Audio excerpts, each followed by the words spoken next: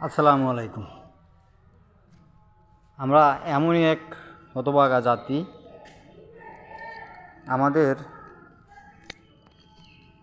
মনে হয় না কোনো দিনও শান্তি হবে। সাবেক প্রধানমন্ত্রী শেখ হাসিনা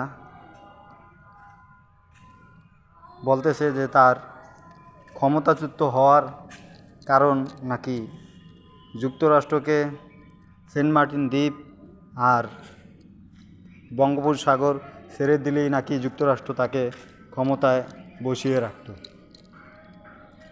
এরকম মন্তব্যের জেরে আমি বলতে চাই যে তার একটি কঠিন ভুলের কারণে বা তার একটি কঠোর সমালোচনার কারণে তাকে যে ছাত্র আন্দোলন করে ক্ষমতাচ্যুত করেছে তার দোষ কিন্তু তাই সে এখনও স্বীকার করেনি। এদিকে তার ছেলে সজীব ওয়াজেদ জয় সে বলতেছে তার আম্মু এখনও পদত্যাগ করেনি। পদত্যাগ করার তো দরকার নেই, সে তো পলায়ন করছে, পলায়ে চলে গেছে। তার আর পদত্যাগ করার কি আছে? আইনি বিধান যদিও সে রক্ষা না করিয়া গেছে, এটা সে দায়ী। স্বৈরাচারের সে একজন স্বৈরশাসক,